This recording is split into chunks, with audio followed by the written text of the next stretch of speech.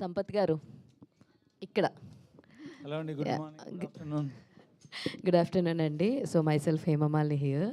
So మంచి రెస్పాన్స్ని మీరు ద డే వన్నే మీరు ఎలా ఫీల్ అయ్యారు అన్నది మా అందరితో షేర్ చేసుకున్నారు, మేము చూసాం దగ్గరుండి. సో అయితే ఇది నేను నాకు నేనుగా అడగట్లేదు, నేను విన్న క్వశ్చన్ అడుగుతున్నాను. ఓకే, వినిపిస్తుందండి? వినిపిస్తుంది. యా. నేను విన్న క్వశ్చన్ ఏంటి అంటే, సో తనని నాగసాధువు కింద ఏదైతే శివశక్తిగా చూపించిన తర్వాత ఒకానొక పాయింట్లో ఎంత తిరుపతి డామినేట్ చేసినా అది యాక్సెప్ట్ చేయడానికి కొంచెం వీళ్ళని అవమానించినట్టుగా ఉందేమో అని ఒక పాయింట్ నేను కొంతమంది దగ్గర నుంచి విన్నా. సో ఇలాంటి ఒక క్వశ్చన్ మీ దగ్గరికి వస్తే హౌ యుల్ ఆన్సర్ దిస్? ఎవరినా నాకు అర్థం కాలే question, I didn't get you. So శివశక్తిగా ఆవిడ ఉన్నప్పుడు ఆల్రెడీ లైక్ ఆవుల గురించి మాట్లాడినప్పుడు, సో ఈ పర్టికులర్ పాయింట్లో తిరుపతి ఇలాంటి ఒక ఆంక్ష పెడితే దాన్ని యాక్సెప్ట్ చేసి అప్పుడు దాకా ఆవిడ ఉన్నటువంటి వేషద్వారాన్ని మార్చి సో అలా రెడీ అయ్యి వెళ్ళడం ఎంతవరకు కరెక్ట్ అని చెప్పి కొంతమంది రేస్ చేసిన పాయింట్ ఇది. So I just want to ఇప్పుడు అలా అనిపించడంలో తప్పు కాదు, కానీ తను ఏం చేసినా అంతకుముందు తనకు శివ దర్శనం జరగాలి, శివైక్యం జరగాలని కోరుకున్న ఆ పర్టికులర్ క్యారెక్టర్ భైరవి ఆ రోజు ఆ ఊరిని కాపాడడం కోసం ఆ నిర్ణయం తీసుకుంది, కాబట్టి అది జస్టిఫై అయిందని అనుకుంటున్నా. Okay, all the very best అండి. And Ashok garu. So sir congratulations. మీరు ఏమంటారు, లైక్ ఆ రోజు సక్సెస్ పార్టీ రోజున కలుస్తాం అనుకున్నాను, బట్ ఆ రోజు మీరు మిస్ అయ్యారు. అండ్ సార్ ఓవరాల్గా ఈ సక్సెస్ని మీరు ఎలా ఎంజాయ్ చేస్తున్నారు చెప్పండి సార్. ఎందుకంటే ఓటీటీలో చూసిన ఓదెల వేరు, ఆన్ స్క్రీన్స్లో చూసిన ఓదెల వేరు. సో ఈ ఎక్స్పీరియన్స్ డిఫరెన్స్ని మీరు షేర్ చేసుకోండి సార్. చాలా సంతోషంగా ఉందండి. డే బై డే కలెక్షన్స్ పెరుగుతున్నాయి కదా. సో టాక్ కూడా ఇందాక చెప్పినప్పుడు కామెంట్స్ చూస్తే ఒక్కొక్కరిది చాలా హ్యాపీగా ఉంది, చూసిన వాళ్ళు చెప్తున్నారు కాబట్టి. సో ఎంజాయ్ చేస్తున్నాను, రేపటి నుంచి కూడా ఇంకా ఇంక్రీజ్ అవుతుంది అని నమ్ముతున్నాను. మధు గారు. Thank you. సంపత్ గారు. మధు గారు చెప్పండి. సంపత్ గారు. హాయ్ అండి, this is Rani.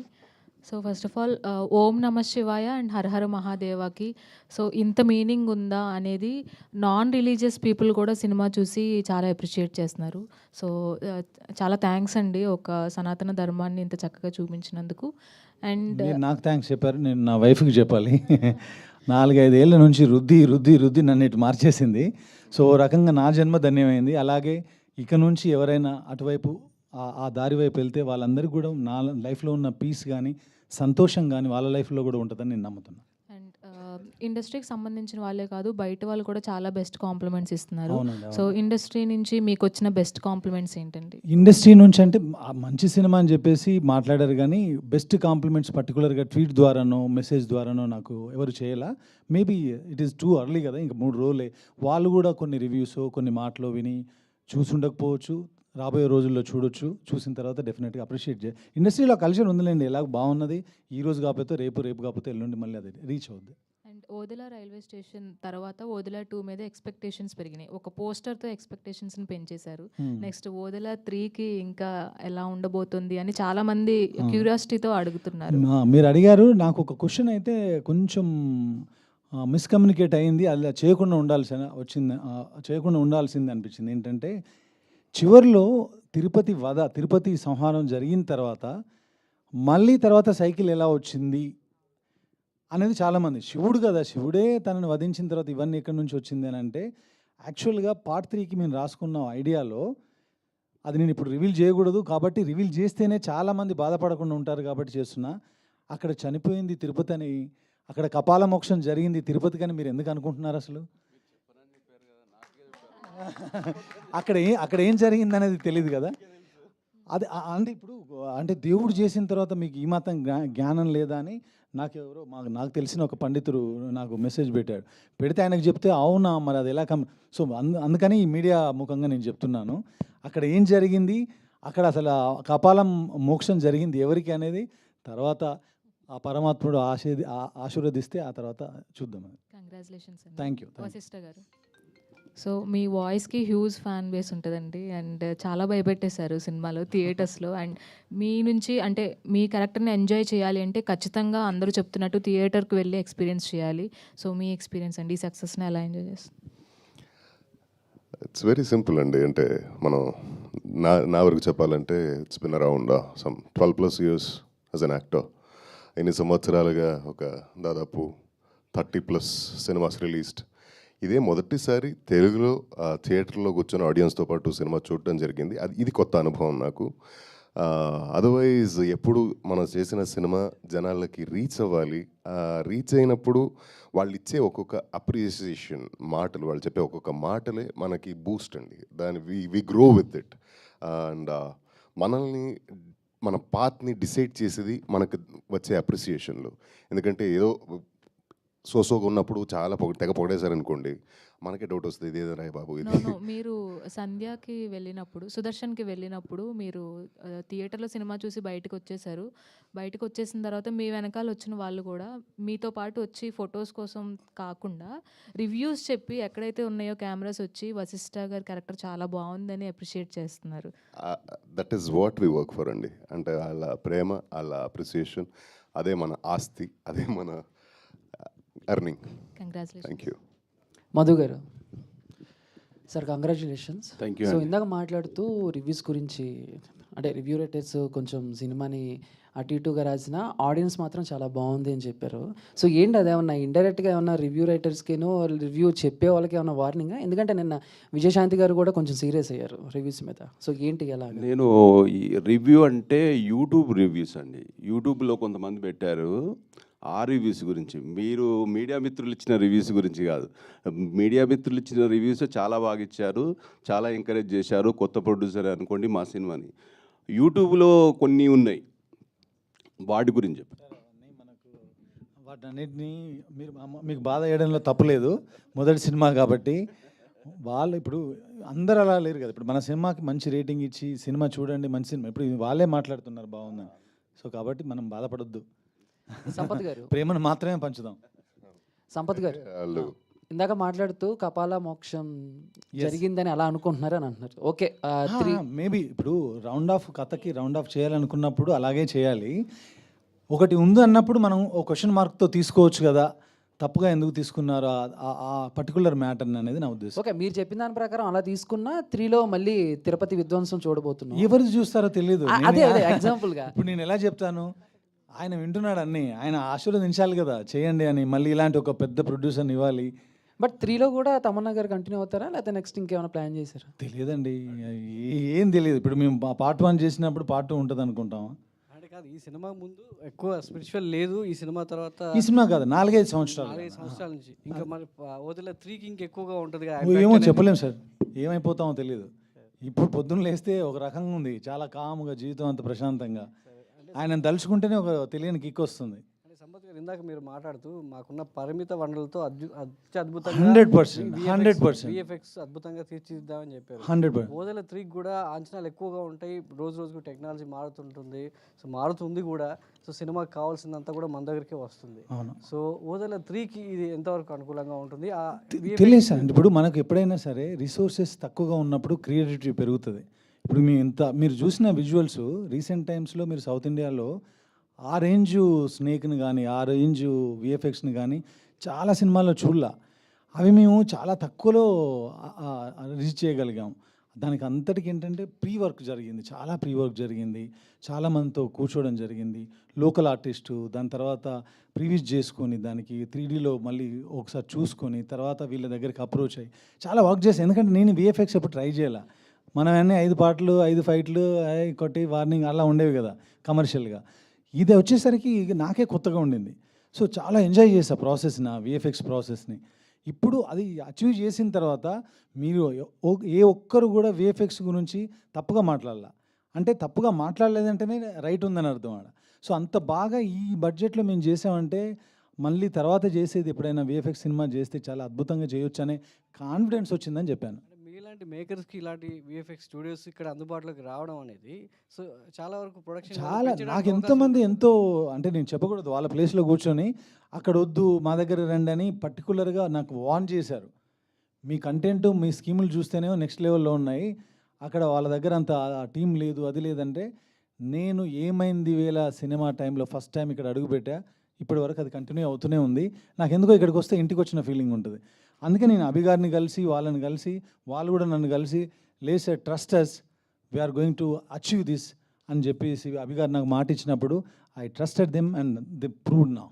Sun of ఓదెలగా చాలా ప్రౌడ్గా ఫీల్ అవుతున్నారు ఓదెల నుంచి. Absolutely, అవును. ఇందాక మీరు మాటల్లో మీ ఆనందం వ్యక్తం అవుతుంది. అవును. సో ఓదెల నుంచి అంటే మీ ప్రాపర్ నుంచి చూసిన వాళ్ళు ఎలా ఇంతకుముందు సినిమాలకి ఎలాంటి ఫీడ్బ్యాక్ ఇచ్చేవాళ్ళు, ఈ ఇంతకుముందు సినిమా నుంచి సినిమాలకి రియల్ ఇన్సిడెంట్ చేశాం కాబట్టి మన ఊర్లో జరిగిన ఆ పర్టికులర్ రేప్ని ప్రపంచానికి చూపించినప్పుడు ఒకరిద్దరు బాధపడ్డారు, ఎందుకు ఆ విషయాన్ని ప్రపంచానికి చెప్పడం అని. కానీ ఈ సినిమా చూసిన తర్వాత అందరిలో ఒక పూనకం, అందరిలో ఒక తెలియని సెలబ్రేషన్ మూడ్. ఎందుకంటే ఓదెల పేరే కాకుండా ఓదెల మల్లన్న చాలామందికి కులదైవం అది. ఆ టెంపుల్ గురించి దాని గురించి ఈరోజు ప్రపంచం 600 థియేటర్లు, హిందీలో కూడా 150 160 థియేటర్లో రిలీజ్ అయింది. వాళ్ళందరికీ ఇంతకంటే సంతోషం ఏముంటుంది చెప్పండి. నాకు వచ్చే కాల్స్ కానీ నన్ను చేస్తూ ఉంటే, అప్రిషియేట్ చేస్తూ ఉంటే మేబీ శివుడే నా ద్వారా అలా చేయించాడేమో అనిపించిందండి. నాత రియాక్షన్ కూడా బాగుందండి, డెఫినెట్గా బాగుంది. బట్ ఎక్కడైనా సరే సినిమా కంటెంటే, అది ఎంత రీచ్ అవుతుంది ఏమవుతుందని ఒక 1 వీక్ గడిస్తే మనం చెప్పగలం. సంపత్ సార్, ఇది మీడియా పక్కన పెడితే సినిమా చూసిన చాలామంది కూడా అరుంధతికి సినిమాకి సిమిలారిటీస్ గురించి చెప్తున్నారు. మీరు ఇండైరెక్ట్గా చెప్పారు, నేమ్ తీసుకోలేదు ఇందాక. బట్ కొన్ని సిమిలారిటీస్ అయితే కనిపించింది. ఎలా అంటే హీరోయిన్ ఓరియంటెడ్ సినిమా అవ్వడం, లేకపోతే విలన్ ఒక సెక్షువల్ పర్వర్ట్ అవ్వడం, ఆయన సమాధి చేయడం, లేకపోతే మురళీ శర్మ గారి క్యారెక్టర్ అక్కడ షియాజీ షిండే గారి క్యారెక్టర్కి చాలా దగ్గరగా ఉండటం, చివరిలో ఎండింగ్, మొత్తం చాలా వరకు కూడా సిమిలారిటీస్ కనిపించినాయి. స్క్రిప్టింగ్ స్టేజ్లో మీకు మీ టీంతో మీరు కూర్చుని బ్రెయిన్ స్ట్రామ్ చేసినప్పుడు ఈ థాట్ వచ్చిందా, అసలు ఏమన్నా మాట్లాడుకున్నారా? స్క్రిప్టింగ్ స్టేజ్లో డే 1 ఎప్పుడైతే మేము ఒక స్ట్రక్చర్ అనుకున్నామో ఆ రోజే మాకు ఆ సిమిలారిటీస్ ఉంది. కానీ కథ వేరు కదా. నేను చెప్పదలుచుకుంది యుద్ధం కాకుండా నమశివాయ అనే ఒక పంచాక్షరి మంత్రంతో ఒక దుష్టశక్తిని ఓ శివశక్తి ఎలా గెలిచిందనేది ఒక లైన్లో అనుకున్నానండి ఫస్ట్. నేను ఎప్పుడైతే మన లైన్ స్ట్రేట్గా ఉందో, క్లియర్గా ఉందో, నాకు అవి కనిపించలా. మీరు చూసిన షియాజీ షిండే క్యారెక్టర్ అంటున్నారు, ఒక ఊర్లో ఉన్న ఫకీర్ కానీ లేదంటే అలాంటి క్యారెక్టర్లు మనం గెటప్ వేసినప్పుడు ఆ గెటప్ ద్వారా అనిపించుండొచ్చు. కానీ ఆయన ఆ ఊర్లో ఉన్న అన్ని మతాలను సమానంగా చూసే వ్యక్తి. కపాల మోక్షం చదివాడు, భగవద్గీత చదివాడు, ఖురాన్ చదివాడు, అన్నిటినీ అవగాహన చేసుకున్న వ్యక్తి. కాబట్టి ఊర్లో ఎవరికైనా దయ్యం పట్టినా, భూతం పట్టినా, ఇంకోటైనా బిజ్గిరి షరీఫ్ అని ఒక ప్లేస్ ఉందండి, అక్కడ ఒక వ్యక్తి ఉంటారు. సో ఆయన క్యారెక్టర్ నేను ఇక్కడ పెట్టాను తప్ప ఇందులో ఉన్న క్యారెక్టర్ని మాత్రం ఇక్కడ పెట్టాల. లేదండి, అంటే కాపీ కొట్టారు లేకపోతే ఇన్స్పైర్ అయ్యారని నేను అంటలా. అదే నా But ఉద్దేశం still ఏంటంటే ఆ similarities బిజ్గిరి ఉంటాయి కదా. షరీఫ్లో ఉన్న ఆ వ్యక్తి, ఆయన పేరు, అవి యాజ్ ఇట్ ఈస్గా వాడి సినిమాలో పెట్టడం జరిగింది. మాకు సంబంధించి ఏంటంటే అది గుర్తు రావడం అనేది అది మాకు తెలియకుండా జరిగింది.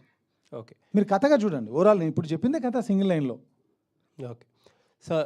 ఇందాక బ్రేక్ ఈవెన్ గురించి, కలెక్షన్స్ గురించి అంటున్నారు, బడ్జెట్ ఏదో రాస్తున్నారు. అది అసలు మీరే చెప్పొచ్చు కదా, అసలు ఎంతలో తీశారు, ఏం చేశారు అనేది. ఈ ఎందుకు చెప్పడం, ఆల్రెడీ చెప్పాం కదా, బ్రేక్ ఈవెన్ అంటే మేము తీసింది సేఫ్లో ఉందంటే కదా. లేదు, మీరు ముందే బ్రేక్ ఈవెన్ అంటే ఇప్పుడు కొంతమంది నా పక్కన ఉన్న వాళ్ళే వాళ్ళకి ఆ బడ్జెట్ చెప్పారు. ఇప్పుడు మళ్ళీ అదే నేను చెప్పి మా మనుషుల్ని తప్పు అని చెప్పడం ఇష్టం లేక నేను చెప్పట్లా అంతే.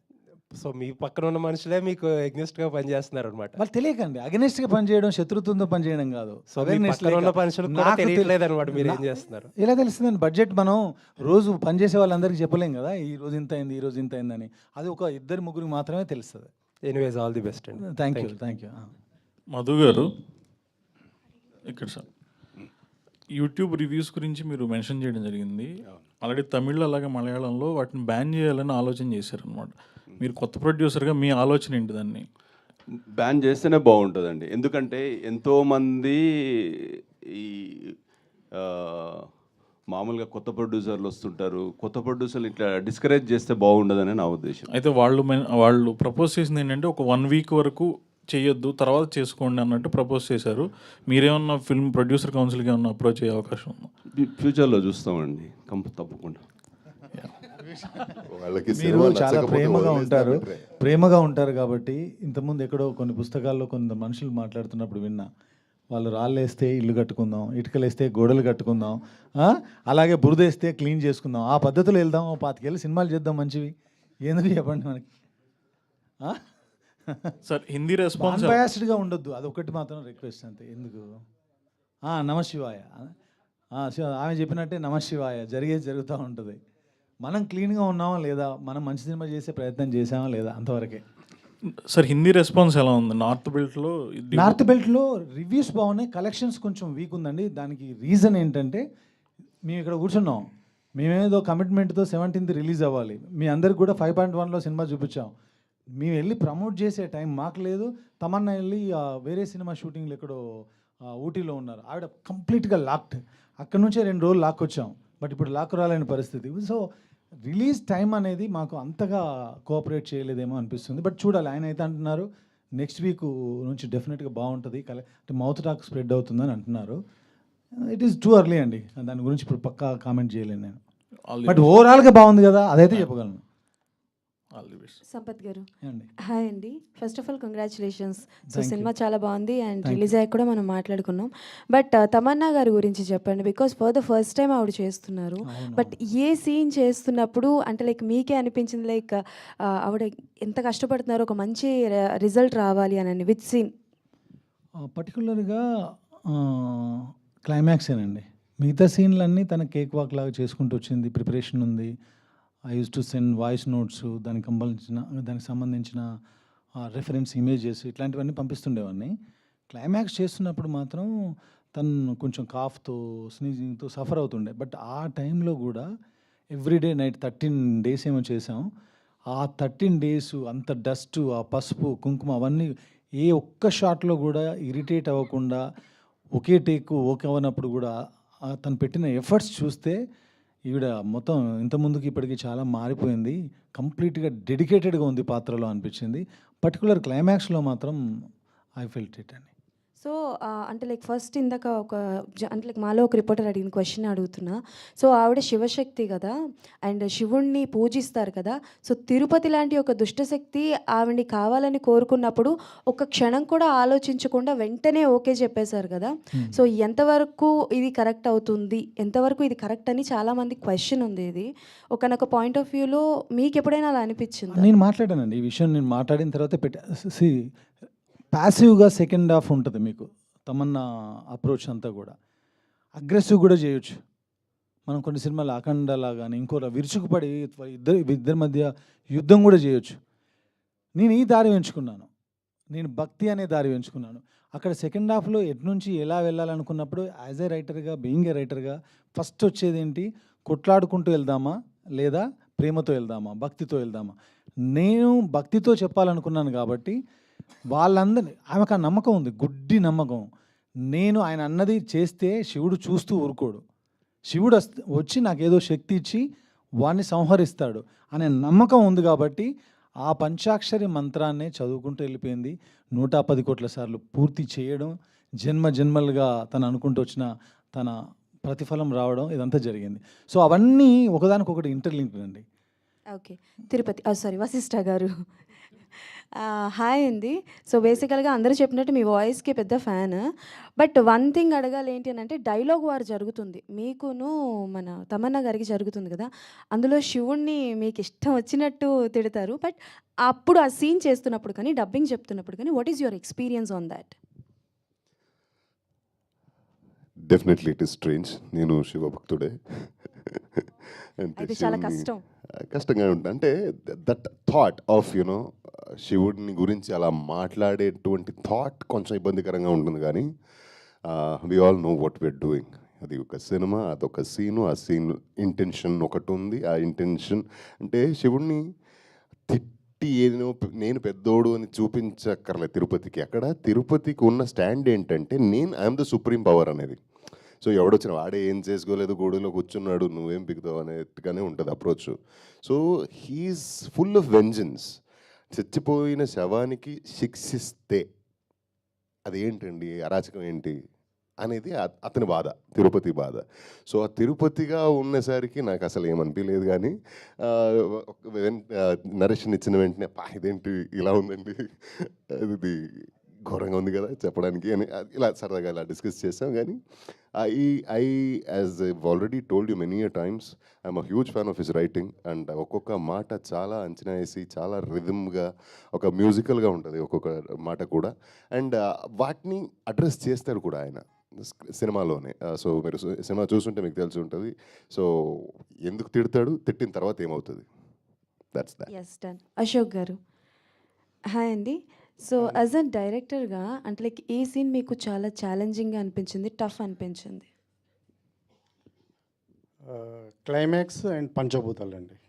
పంచభూతాలు క్లైమాక్స్. సో ఆ బెస్ట్ ఎక్స్పీరియన్స్ అంటే ఇలాంటి మూవీస్ చేస్తున్నప్పుడు, దేవుడు రిలేటెడ్ మూవీస్ చేస్తున్నప్పుడు ఎక్కడో దగ్గర ఒక చిన్న ఎక్స్పీరియన్స్ అన్నది జరుగుతుంది. అంటే లైక్ శివశక్తి అన్నది కానీ శివుడిది కానీ అది చూపిస్తూ ఉంటారు దేవుడు. అలాంటి రియల్ ఎక్స్పీరియన్స్ ఏదైనా జరిగిందా డ్యూరింగ్ షూటింగ్ టైంలో కానీ? ఓంకారం సీన్ చేస్తున్నప్పుడు అక్కడ ఒక లేడీకి అమ్మవారు వచ్చింది. అదే పూనకం వచ్చింది, కరెక్ట్. సో అక్కడ తమన్నా గారు చూసి కాసేపు షాక్లో ఉన్నారు. చూసి ఒరిజినల్గా వచ్చింది, దేవుడు వచ్చారంటారు కదా, ఆ దేవుడు వాళ్ళ పూనకం రూపంలో వచ్చి ఒక 1 hour షూటింగ్ ఆగిపోయింది. అందరం అలా ఒక 300-400 పీపుల్ ఉంటారు, అందరు ఆగిపోయారు. కాసేపటి తర్వాత తను ఒక కొబ్బరికాయ కొట్టి దేవుడి దగ్గర దండం పెట్టుకోండి అని తనే చెప్పారు. ఆ ట్రాన్స్లోనే అవన్నీ చేసిన తర్వాత స్లోగా మళ్ళీ నార్మల్ అయ్యారు.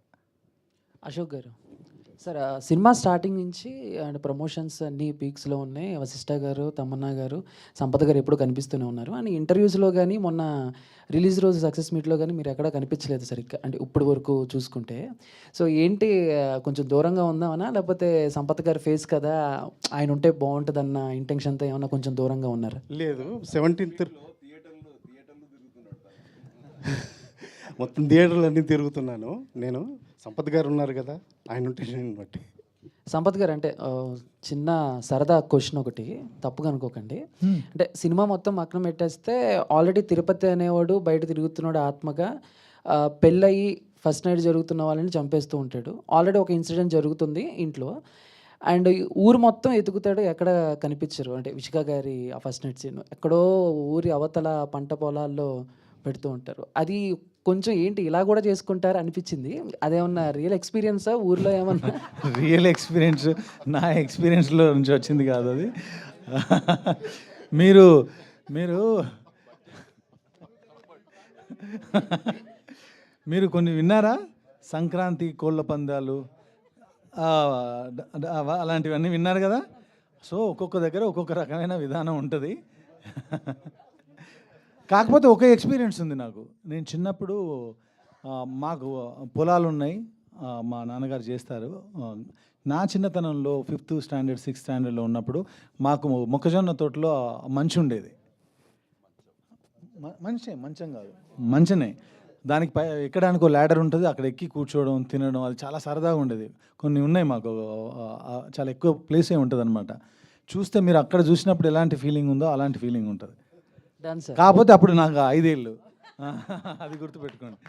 Thank you sir, all the best, congratulation. Thank you.